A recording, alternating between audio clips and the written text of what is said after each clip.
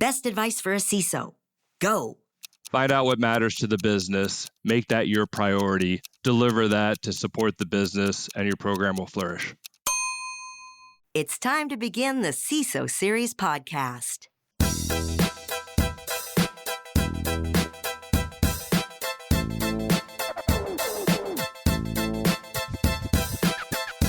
Welcome to the CISO Series podcast. My name is David Spark. I am the producer of the CISO Series. My guest for this episode, you know him. It's none other than Andy Ellis. He's the partner over at YL Ventures. Say hello, Andy, to our audience. Good morning, folks, or depending on when you are in the world, good afternoon, good evening, or good night. I'm going to ask our audience, does anyone care about Andy's opening? And if nobody cares, I'm going to keep doing it this way. You have to care if you want me to change. David clearly cares. I don't know, Andy, you're pushing it. Our sponsor for today's episode is ThreatLocker, zero trust environment for you. We'll be talking a lot more about that later in the show. But Andy, the day this drops, maybe the day that you're moving, I just want to ask, what have you learned from all your previous moves of what to do and what not to do? So here's what's not to do, and I'm discovering it now because we have to prep our current house to be shown. It's going on the market 2 days after we record this. And we are finding things that we moved here, stuffed them into a corner like inside a shelf with other things. And never touched it. And in fact, I just found a thing that we've been doing that for 30 years. Time to get rid of it. Time to get rid of it. But here's what we're doing in the new house. We are going to have a zone that we are calling Purge. And we're putting a date on it 1 year after we move in. If anything is still there, it goes. We have stuff in our garage from a box that has not been opened from a move we did close to 4 years ago. Like there's memorabilia and things that you will keep for a long time. Like we have pictures and art our kids did when they were kids. And we're like once a decade, we'll open that. Hold on, why are you holding on to that? Because once a decade, it's fun to open it up, look through it, and then pack it back up again. It's memories. Yeah, that's true. All right. Well, the purge, by the way, I usually around December time, we do heavy purges. Right. But I have an X10 control system.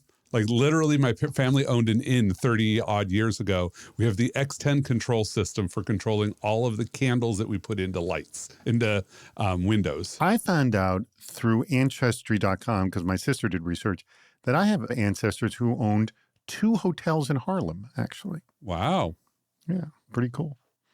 Anyways, if you have not delved into Ancestry.com, or a member of your family does, you really only need one family member. Well, I have the book. You've made the book? On my father's side of the house, we've traced lineage over 1,000 years. Holy moly. And so we have a book. There's 3 different stages of the book. There's the one in England, there's the one for Canada, and then there's the one for the US folks since coming here from Canada. And you don't quote that one nearly as your 1% leadership book. It's kind of boring. It's just literally a list of names and a lot of lists of deaths. Well, that's usually what it is. A lot of kids died very, very young, not that long ago. All right, let's jump into this. I want to bring our guest on. He's been very, very patient. I'm so thrilled that he's on board. It is the CISO for the Commonwealth Care Alliance, none other than Tim Jacobs. Tim, thank you so much for joining us. Good to be here. Thanks for having me. There's gotta be a better way to handle this. How do you start having a conversation about security when your organization is starting from rock bottom? That came up in a recent cybersecurity subreddit thread where someone working in a large dental service organization asked, quote, "How screwed is my company?" when all they use is Windows Defender and a shared login for everyone to access cloud-based system records. Now, commenters suggested showing leadership a list of HIPAA fines, I thought this was wise, and that the largest fines are reserved for authorized users abusing access. Others suggested appealing to the legal team, which there may not be one, but an offering to assist in putting controls in place to support policy. So, Andy, answer this poster's question. How screwed is his company, and where would you start to improve a situation like this? So one of the things that I do like about this scenario is there's nothing wrong to undo. Except potentially that shared password. But even that is better than what a lot of companies have with there's a bazillion different passwords and all written down and they're hard-coded in a lot of places. You actually have a fertile field. I would say trying to bring up HIPAA fines and put that in front of your business is probably not going to make you any friends. It's sort of the classic career limiting move. Well, but no, hold on. But just saying, look, you guys don't want this. Nobody wants this. It's not to. It comes across as a threat. Well, I think you could do it in a way that's not a threat. If you're a security person and you walk in and you said, if HHS found out what we were doing, these would be our fines. What every executive will hear is, and I am going to go blow the whistle if you don't do what I say. I think there's a way. This is actually a question I have for an audience. What's the way to bring up something scary that doesn't come off as a threat or FUD? So what I would do is, first of all, it depends on what your role is in the company. Like, I don't know if this is the CISO, if this is some random IT person, who this is, but obviously you have to sort of figure out who you're going to appeal to. And honestly, bringing in an outside authority is often much better. So I would look at engaging with a managed service provider, probably somebody who focuses in the Microsoft world, because it sounds like you're an entirely Microsoft shop. And basically, you can get some pretty quick and dirty services that are just, hey, let's assume we had a breach. What would you recommend? I just want the template. So we've got something to start from so that I can go and take that to my organization, especially because they'll probably need an MSP to go implement all of the security and architectural changes you're going to need. So they might just look at it as a way to sort of get in good with you. All right, I'm throwing this to you, Tim. Tim, you work in healthcare, and I'm sure you've seen small medical offices, hospitals that are just a little behind and not up to par. What do you do to not scare the bejesus out of them for something that could be as egregious as this? Well, I think the HIPAA fines are interesting, and this would scare the bejesus out of them, but just going and unplugging the computer and say, okay, do your job. You're basically operating in an environment where the likelihood of a ransomware attack to completely cripple your ability to do business is very high. You need to take actions to defend against that because that breaks your business. The fine aspect of it is part of it, but people always assume that's for the really bad, egregious actors and don't really think about what happens if I can't do work. But isn't the whole point of the HIPAA thing is to show, even before the ransomware is an if, the HIPAA thing could be, oh, this is definitely happening. Correct. But the HIPAA thing is you're operating in an environment you're not doing due care to make sure those sort of things happen. And likely in that environment, you haven't thought of, you don't have cyber liability insurance, you don't have that sort of get out of jail, somebody's going to come and help me out switch either.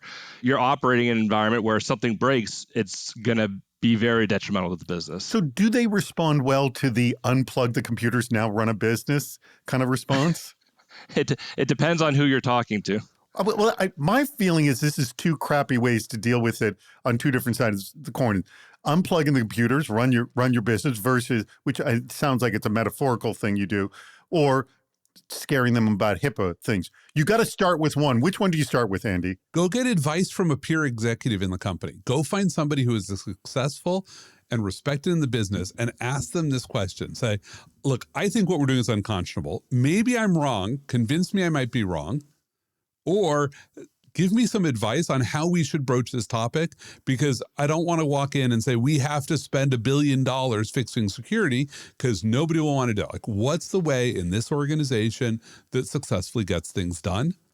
And honestly, ask every peer executive who gets to weigh in on the decision so that each of them feels like your trusted confidant who's going to support the proposal that ends up coming forward. All right, close this one out, Tim. Agree with this? No, I think that makes sense. You're crowdsourcing to get disparate views, gain consensus, and ultimately force a business decision in terms of, in this case, this is the options that we have available to us. Let's make a decision and we can manage risk based off of that. Attention CISOs, your expert opinion is needed. Quote, successful crisis management does not begin when the crisis hits. Yes, it starts well before any incident occurs. I think we can all agree with that. So planning a robust policy framework and a security culture built on readiness are key to crisis management. But as Andrew Aiken of Doc Drew pointed out, leaders need to have some key traits to take advantage of all these tools when the crisis is happening. These include a proactive vision, adaptability, empathy, and accountability. But the one that stood out to me is decisiveness. And this is just what I want to focus on right here, Tim. That one seems the hardest to define, as a timely decision by one CISO can be seen as rash or arbitrary. So I'm interested to know what, and hopefully we can kind of walk through this. In the heat of the moment, what questions do you ask yourself before making a critical decision? Because you have to make a series of them. What do you ask yourself? I first start by asking myself, what is known versus unknown? Mm-hmm. Do we have the right people working on the right issue? And then are the right people communicating with each other as information unfolds so that we can have an effective response and not just end up all sitting on a conference call trying to figure out what's going on while the situation is getting worse? So what practical information do I have? And you would have had to have practiced that in advance, have prepared for this in advance. That helps to make it easier for other people to be decisive, to know what their roles are, and to help recover. And what I'm hearing here, and correct me if I'm wrong, you very focused on the continuous communications of the people working on it, that, and also information known and unknown, that even if you do make a decision and all of a sudden information comes in and points out, oh no, that's a wrong decision, the fact that the communication channels are open, you could potentially shift. I'm assuming that's the point of this, yes? Correct. And it's also defining in advance, ideally, this is when we're going to give you the updates so that the teams who can help respond from a technical perspective, a communications perspective, a legal perspective, have time to go and do work, as opposed to everybody just getting in and trying to figure it out on the fly. So being able to make good decisions as the information comes in and changes. That's a really good setup. All right, Andy, what would you add to that? Because I very much like Tim's answer here. Yeah, no, I love the answer. A key piece I'd add is that you have to understand the cost of your decisions. When I was at Akamai, we often discussed this as like, what size credit card do you have? And your credit card is measured in incidents. So if you're in a severity 1 incident, the highest level, your credit card has severity 2 incidents on it. You can go create severity 2 incidents to fix a severity 1 incident. That's okay. You can't go create another severity 1 incident willy-nilly because like you're just moving laterally. So once you start understanding the cost, like, yeah, I'm going to go create a severity 3 incident. I'm getting out of a severity 1 incident. If it costs me 30 sev 3s, that's okay. We'll go clean that up later. But by examining the cost, it also lets you say, what are the bad outcomes that could happen? Because what you do want to look for is not just the good, like, oh yes, we fixed this. Oh, we broke something. We didn't make anything better. Let's fix what we broke. That's what, when Tim talked about the communications, that's important. But you have to sort of say, it's like taking a medicine. Some medicines have bad side effects. You want to know what the bad side effects might be so that you can look for them. Because remember, you're not in a static system. You might have other bad side effects showing up from other incidents. So you need to know which ones to pay attention to and which ones don't really matter. Now, my next question for you, Tim, is, and this is something that wouldn't wait till the actual incident, but how do you make it clear to your team that you have thought it out in like the way you've described it to me here? Sure. So first thing is to have a breach response plan defined with the right people, decision-making authority, responsibilities in advance. Practice it routinely at an executive level, at minimum once a year. Your IT teams practice it more frequently from a technical perspective. But a key part of that is also asking the question, if what we identify to be the risk is so significant that we need to sever connectivity from the company to the internet, does the leadership understand what that will mean if we need to take those actions to save the business? So instead, if you could run into a situation where the livelihood of the company is at stake if you fail to make a good decision quickly, or to make the right decision quickly, people are often a little bit more risk averse if it says, well, wait, we can't ship to customers, we can't service patients. This is where business continuity comes into it, and making sure that the key decision makers understand that in advance and can account for that if we do have to go offline gives you license to say, listen, trust me, I'll let you know when it's time to break glass and I'll give you the information to make that decision. But we can't sit there and debate it for 6 hours. I've got big news in cybersecurity. ThreatLocker just dropped a powerhouse of new solutions and enhancements, making their zero trust endpoint protection even more seamless, even easier to manage, and even faster to deploy. First, The new Threat Locker Insights taps into millions of data points globally, giving you real-time intel to make smart security decisions fast. And let's talk patching. Instead of spending time researching and deciding on every pending patch, Threat Locker Patch Management handles the what, when, and how for you.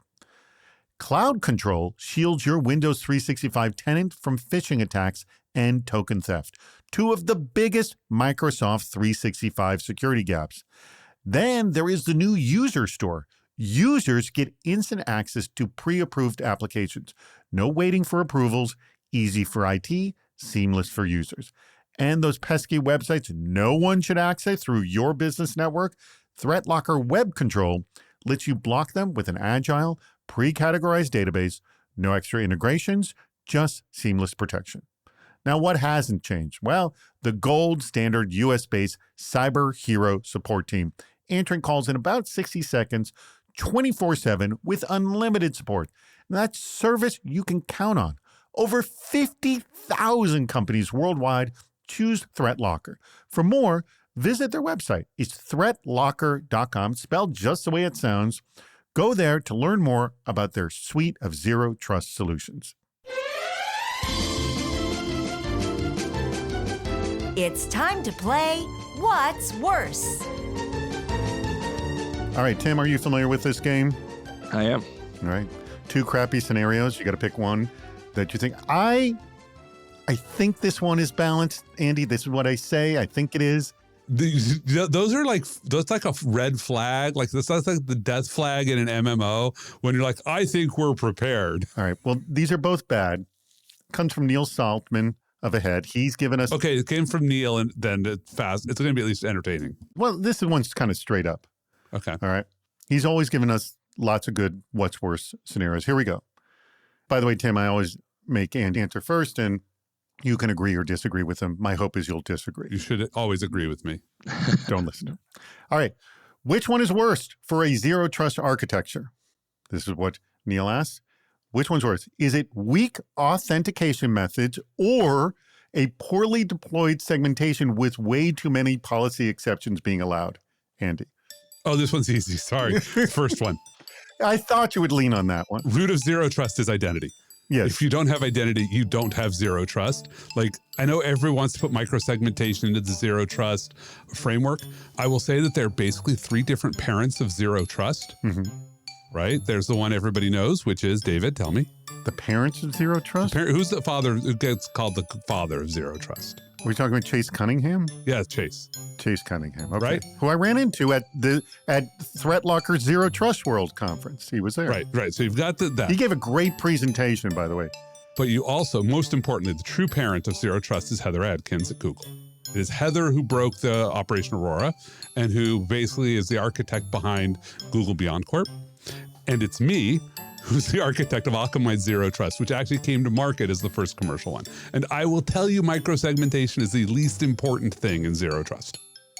Identity over everything, because you don't need microsegmentation if you actually do identity-based verification of every single connection.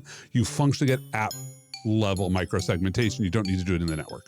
So, not having microsegmentation that works, as long as you can connect to things, which it sounds like you can, great if you have identity. If you don't have identity, I don't care how good you've done your microsegmentation.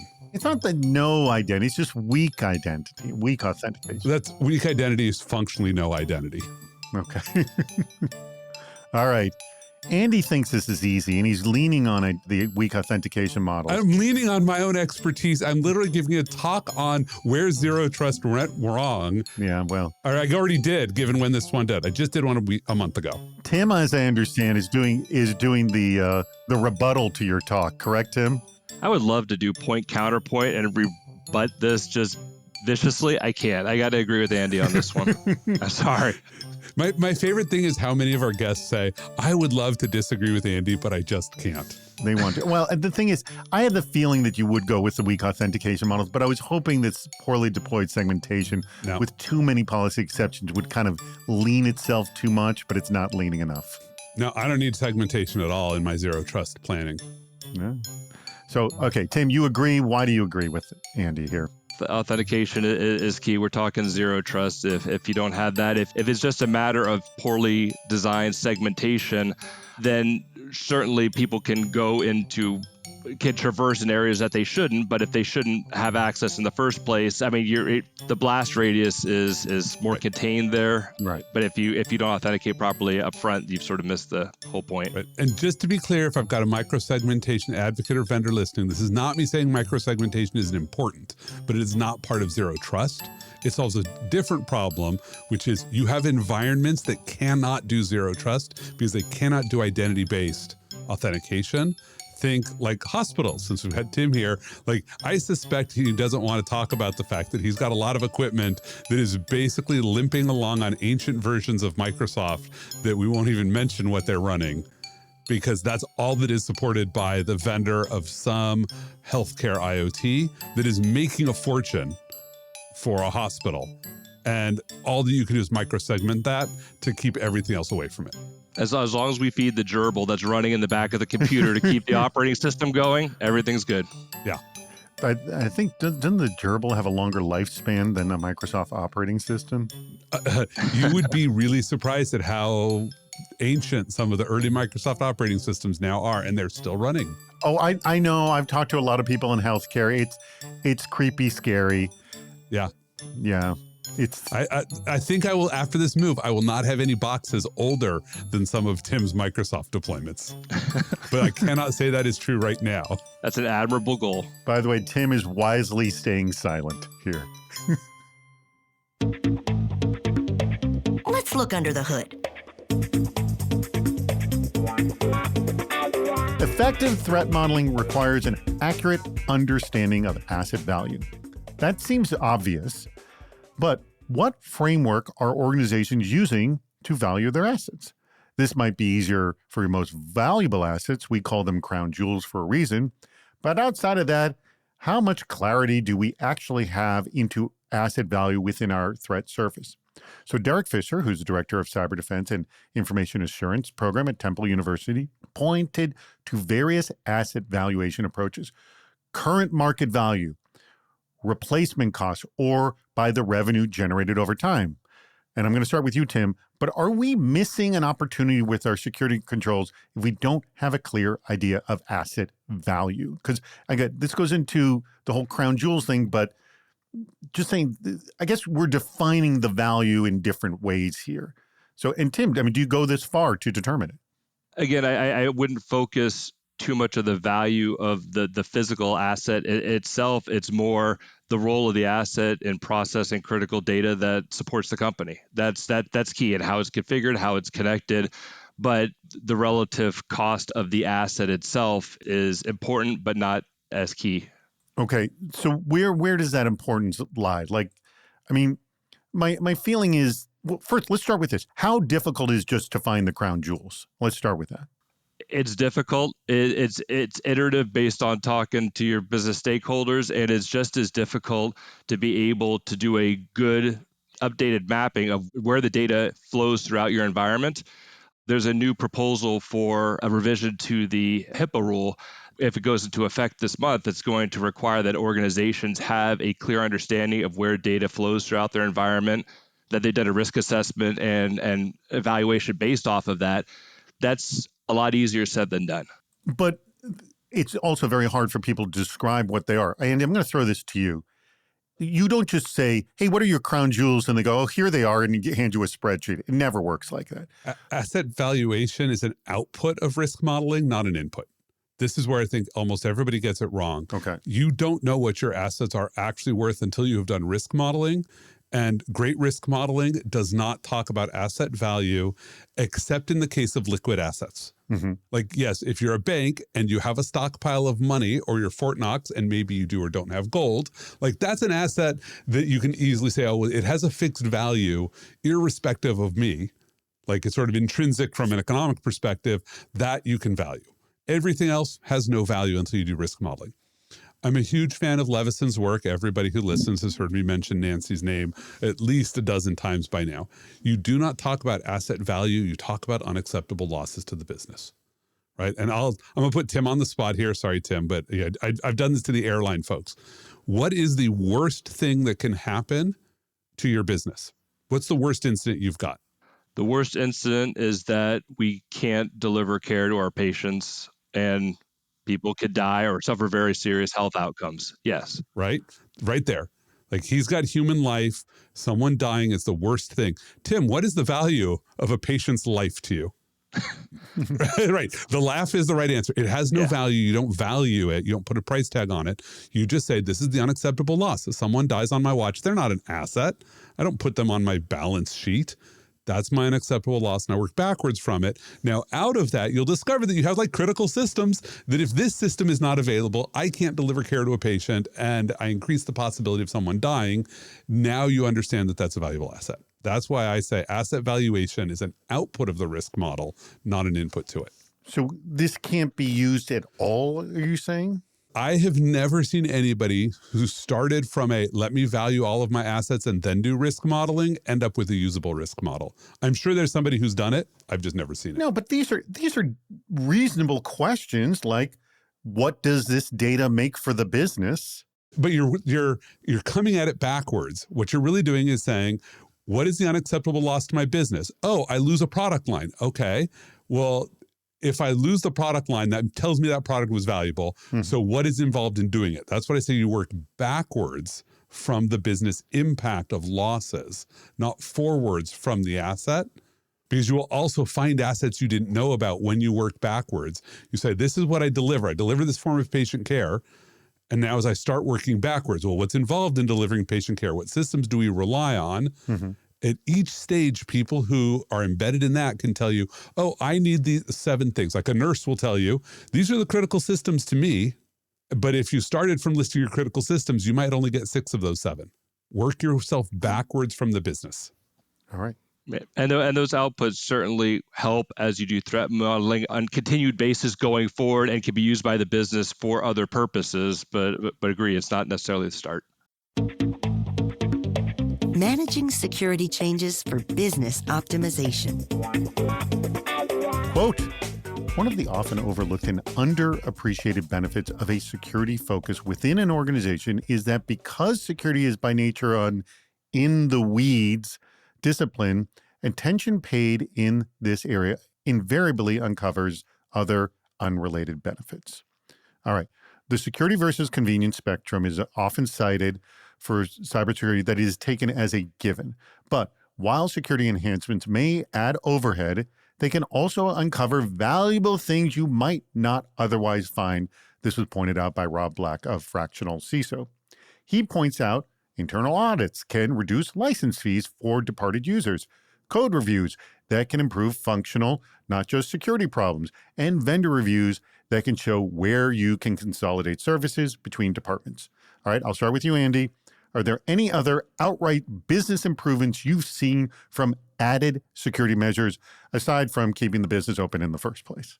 Oh, absolutely. And it's usually getting rid of assets that are unused. Yeah, well, that lower your risk. Because most of the business is kind of afraid to. They're like, and they just move on. Actually, I remember at Akamai, we had like networks tied to services.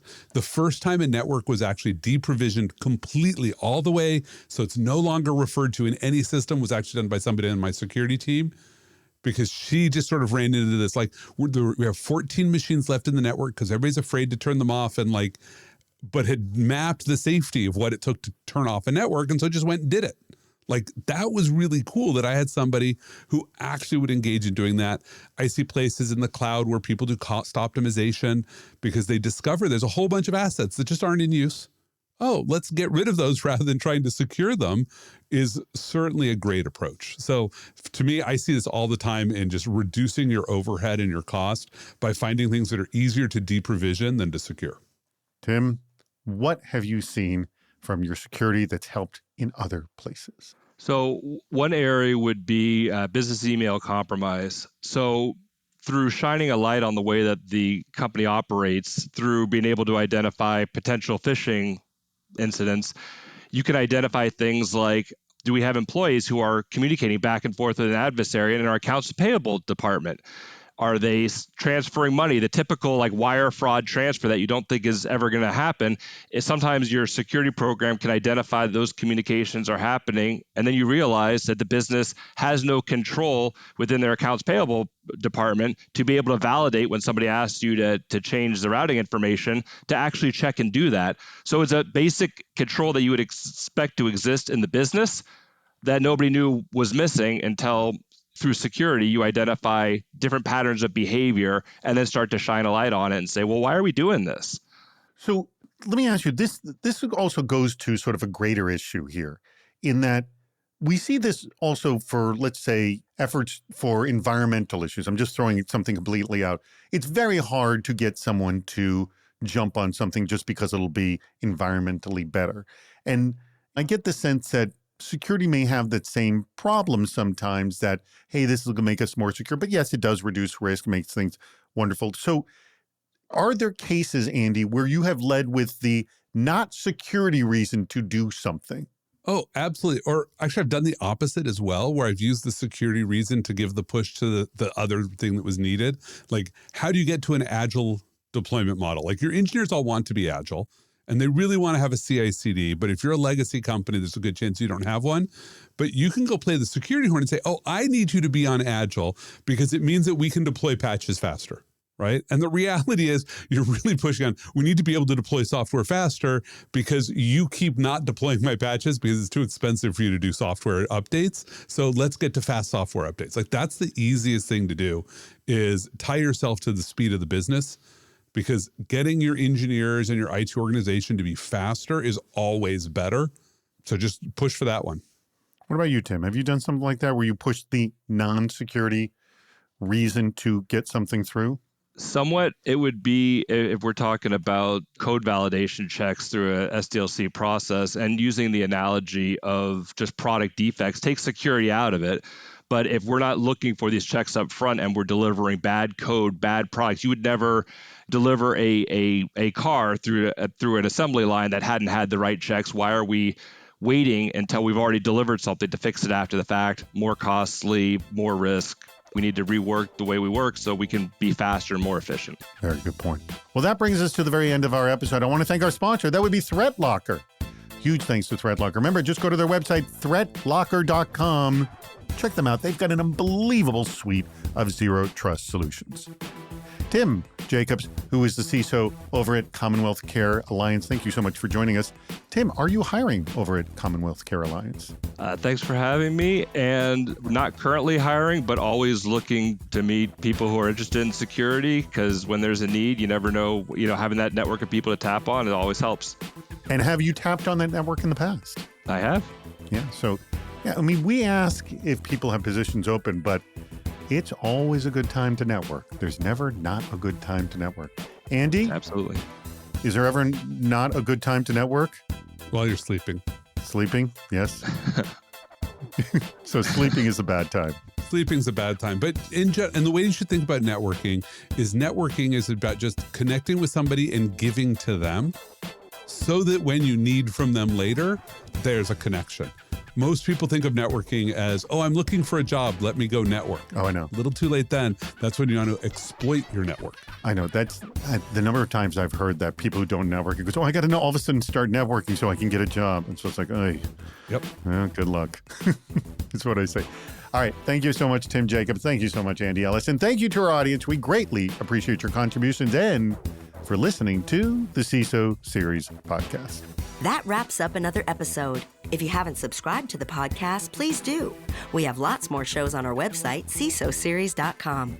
Please join us on Fridays for our live shows, Super Cyber Friday, our virtual meetup, and Cybersecurity Headlines Week in Review. This show thrives on your input. Go to the Participate menu on our site for plenty of ways to get involved, including recording a question or a comment for the show. If you're interested in sponsoring the podcast, contact David Spark directly at david@cisoseries.com. Thank you for listening to the CISO Series podcast.